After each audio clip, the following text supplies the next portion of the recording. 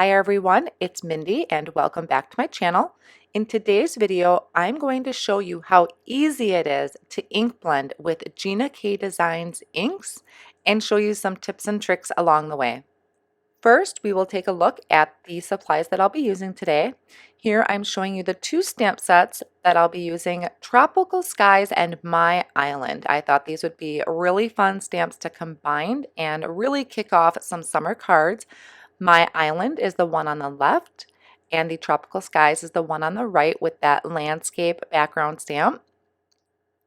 I'm also going to be using the Tailored Expressions Masking Circles stencil, the Gina K Designs Masking Magic to mask off my areas on my card. And then I also have here a bunch of life-changing blender brushes. You don't necessarily need this many, or you can use whatever blending tool you have on hand. And then also some Obsidian ink from Gina K Designs. I'm going to start off first with my masking stencil. I want to show you real quick why these are so special and easy to use. So this is a 6x6 piece of plastic. There are etched lines on here, which means you can line up a 4¼ by 5½ card and just line it up with those etched lines so you will have a perfectly centered circle. Now you certainly can die cut a circle out of a piece of cardstock or acetate and reuse that, but I'm a big convenience person and I can reuse this stencil over and over again after I clean it. So I start off by placing some purple tape behind my layering white cardstock that measures 4¼ by 5½, lined up those etched lines with my cardstock, and then just pushed it down so that my purple tape is held in place. Now for all of my sea areas on my card, I'm going to be using Sea Glass and Blue Lagoon. And for my first card, for my first Tropical Sky, I'm going to use Coral Reef, Passionate Pink, and Sweet Corn ink. Here I've taken one sheet of the Masking Magic and I cut that in half. You can see it's easy to tell which is the front and the back because the release paper has Gina's logo on the back. So I have one strip here ready for my card. I'm going to hold my stencil in place with purple tape just in the corners. You could use pixie spray, which is a low tack spray adhesive, but you don't necessarily need to, and this is just a lot easier and faster, I think. So using the grid lines on my mat, which is the Alt New cutting mat, I'm lining up my horizon line. So I'm going to start by ink blending my sky. It's always best to make sure that your brushes are clean or have a similar color on them. And I'm starting off with the Coral Reef. So I dabbed off on some scratch paper there and just using some really light circular motions, I'm starting at the top of my circle and blending down. It's always best to start light-handed because you can always add more color. It's really hard to take away if you came in too strong or too bright. So notice I have kind of a fade line going down. The reason it gets lighter as it goes down the card is it's going to be easier to blend my next color. So here I have Passionate Pink. These are all Gina K Designs inks. I'm starting off the side of my cardstock and coming in, and then I will blend up into that Coral Reef. Now it will seem a little blotchy sometimes, but that's okay. Once Gina's inks dry, they blend together beautifully. They almost just kind of melt together. Now I will bring in the Sweet Corn ink. Once again, tapping off on that piece of scratch paper off on the side. That just kind of helps remove a little bit of the ink so it's not so drastic going in. And just picking up that ink, blending up from the bottom where my masked line is and up into that Passionate Pink cardstock. And I just kind of work that area a little bit to make sure it's going to blend seamlessly. And then to clean off my brush, I just wipe it off on that scratch paper. Now I can carefully remove this masking paper, just peeling back on itself slowly. You can see it didn't leave any sticky residue. I did not rip my paper. This is a great product if you're doing masking. And then I'm going to line this up with the edge from my sky. Now I did leave just a very, very tiny smidge of my ink blended sky. That's just going to help that transition because there's always kind of a lip when you're doing some masking. And I'm going to start off with Sea Glass ink. Now, Sea Glass ink to me can be a little tricky. It is an absolutely beautiful color, but if you have any leftover residue of ink on your blending brush or blending tool, that sea glass is going to pick it up immediately. So here, I did not realize I had a little bit of yellow left on this. And so because I have the yellow and the sea glass I'm picking up, it made this like lagoon green is how I picture it. It's a really bright green. Not what I was going for, but I'm working with it. I'm going with it, and I'm going to just make it work with my card. Next, I'm coming in with Blue Lagoon. So this is a really nice bright blue. I'm ink blending on the sides. Now notice I took the sea glass, went down the middle, and this Blue Lagoon, I'm coming in from the side and blending into that center. I've never made an ocean this way. Normally I go from top to bottom, but this time I'm going from the center out, and I absolutely love this look. It's just so gorgeous for these tropical backgrounds. And then once again, just carefully removing that masking paper to reveal my ink blended circle area, and then carefully removing my circle masking stencil. And we have this perfectly centered circle. My edges are all nice and crisp, and I can put this off on the side to work on my next background. Now I did come in and clean up my edges with the tidy towel because I am going to be using some different colors. So I just quickly wipe that down with the damp tidy towel that I have on hand. Now I'm repeating the same process that I had in the first card, which is putting that purple tape behind the layering white cardstock, lining up those etched lines, and then I have my perfect circle centered there on my cardstock. Now I am using the layering white cardstock from Gina K Designs. It is a very smooth cardstock, and I really do enjoy ink blending with it. So if you struggle with ink blending, give that layering white cardstock a try. I'm bringing in my second piece, my other half of the masking magic that I had cut. And now I'm going to use some In the Navy, Plum Punch, and Lovely Lavender inks. And I'm going to start with the Lovely Lavender. I thought I would start with the lightest first because I'm actually going to reuse this brush for the darker colors. So it's easy to start with the lightest and work my way up. So once again, just coming in, I'm picking up a little bit of that ink, dabbing off on my scratch paper and blending up. And I'm going to do about a third of the way up, and then I can come in with the Plum Punch.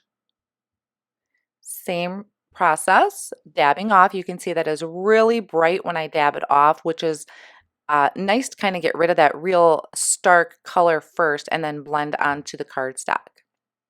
And then coming in with the In the Navy, and I'll do that from the top and work my way into the Plum Punch. Now, a lot of the inspiration for these cards or these color combinations actually came from Pinterest. I look at a lot of sunset paintings or photography pictures, and that's where I get a lot of the inspiration. They're just such gorgeous colors that I want to put them in my card. So if you're ever looking for inspiration or what colors to use best, search out some sunset photography if that's what you want to create as a sunset card. Also, as far as which colors to use with Gina K Designs, I have a swatch book that I created. So I look through my swatch book before I pick any colors, and I look at what the colors look like on the cardstock that I swatched it on, and just kind of go from there and give it a test. Try it out on some scratch paper first, how well it's going to blend together. And like I said, once the inks dry back, they will blend together a lot better than what you're seeing right at first when you're blending it. Now then, after I peel back that masking magic, I'm going to bring in the one I previously used so I can reuse these multiple times, and you can see it's still pretty sticky. So once I have that lined in place, I switched up my blending brushes so you'll be able to see here what the true sea glass color looks like with the ocean. So starting from the middle, just lightly blending that in and going softer as it goes out towards the sides. And then I'll bring in that Blue Lagoon again, and I'll come in from the sides and go in towards that sea glass ink. I don't ever start right where I ended the previous color because that's going to be too harsh. I want it to be a soft mix. So I always come kind of at them from the sides, never right where that blended line ends. And I wanted to kind of give this a little bit more contrast, so I did bring in the navy just a little bit in the very, very corners.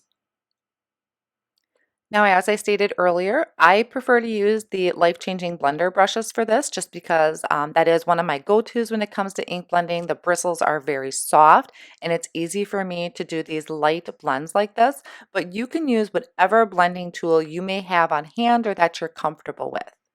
Now for my third background, I'm going for all blues here. So I'm going to be using In the Navy, Blue Raspberry, and Powder Blue inks. And this actually turned out to be one of my favorites, kind of this monochromatic look that I have.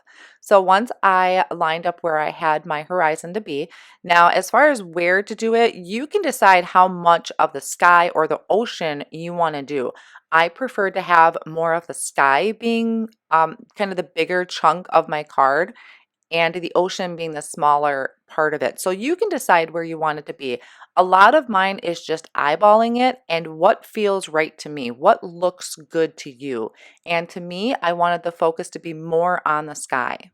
So once my sky is all ink blended, once again, I'll just remove that masking magic and I can replace that on the top so I can protect my surface and work on the ocean area of it. Using the same colors again, I'll start with the sea glass. Now you can go through your inks or go look through Pinterest or Instagram and come up with some amazing combinations for these skies and this ocean. Now on this one, I did still use the sea glass ink, the Blue Lagoon, and I did come in a little bit on the edges with Tranquil Teal, which just seemed to really match the rest of my colors that I used for the ocean. So once I have all those done and remove my masking magic, that'll reveal my monochromatic background that I have, and then just peeling off that stencil. So then I'll give you a look here at all the backgrounds that I created here. There's the three of them, my tropical backgrounds. I love how each one just has a different tone and feel to it. But we are going to use the same stamps on each of them. I'm going to be using my Misty to do all of my stamping. This is actually the Black Misty. It's a collaboration between My Sweet Petunia and Hero Arts. It is the same as the original Misty. It's just that it has a black ruler on it instead of the pink or the other colors you can change out. I'm also going to be using the Misty Corners, which is down there in the bottom left-hand side of my Misty. That is going to allow me to overhang my stamp off of my card. You can see it's giving me that open edge so my palm trees can hang out. I have some little birds here, a dolphin, and these palm trees, and this is all coming off of the Tropical Skies stamp set. I'm starting by inking these up with the Amalgam Obsidian ink. So I'm just going to ink that up really well and give this a good push. Now, because we are stamping on top of some more ink, and I really wanted these to be a stark black silhouette, I'm going to stamp this a couple of times, which is another beauty of having the Misty or another stamping tool is I can stamp this over and over in the same spot by holding that card front down with my magnet tool. So then I'm going to set that off on the side to dry, and I'm going to repeat the same step on all of my backgrounds. Now, because I'm stamping this numerous times, that ink does stay wet for a little while. So you can either speed that drying process up with a heat tool or just set it off on the side to air dry. But you do want to be really careful you're not bumping it or smudging it, because to go through all of that work and then smudge it would just crush me at this point. So I just want to be mindful of that. So I'm stamping that down onto my monochromatic background. And as I got going, I didn't need to stamp them as much. This one I did twice. I think one of my cards I stamped it 3 times. But once your stamps are good and conditioned and you have a really well inked ink pad, this goes pretty quick. And then I'm just going to clean that up with my damp tidy towel. For my sentiments, I'm going to use the stamp set My Island. I really loved the look of these stamp sets or these sentiments, and it does also have some images on here you could use as well. So for my first one, I'm going to stamp the sentiment, You Are My Sunshine. Notice I'm lining my cardstock up in the top of my Misty. I put my sentiment down, and then I'm using another Misty corner here to push up my sentiment. I line the one side of the Misty corner up with the edge of my Misty, pushed up till it met that sentiment, and then that helps make sure it is completely straight. Then I closed the door of the Misty to pick up that sentiment, removed the Misty corner, and then inked that up with some of the Obsidian ink and stamped that down onto the cardstock. So those Misty corners come in really, really helpful, and unfortunately I forget to use them a lot, but they are a really handy tool to have. Now I did switch up the sentiment on my next two cards. The other one talked about sunshine, and I don't have a lot of sunshine in these next two cards, so I did switch up the sentiment and just repeated those steps again with the Misty corners. I'm keeping everything really close or in my ink blended area. You can see I do have a lot of white space going on, and that's fine because this is more eye appealing to me to keep everything kind of around and touching those ink blended areas. I don't have a technical art term of why I do that. That's just kind of my gut feeling and what was appealing to me. Now to finish off these cards, I did take some of Gina's heavyweight white cardstock. I created a card base for it. I added my dot runner to the actual card base and then put my card panel on top. That way I'm not flipping my card panels over and, if any ink is still wet, I'm not smudging that. So I would love to know which of these cards is your favorite. Drop a note down in my comments. I will also have all of the supplies listed down below as well as a link to my blog for more pictures. Thank you so much for joining me today. I hope you enjoyed today's video and I'll see you next time.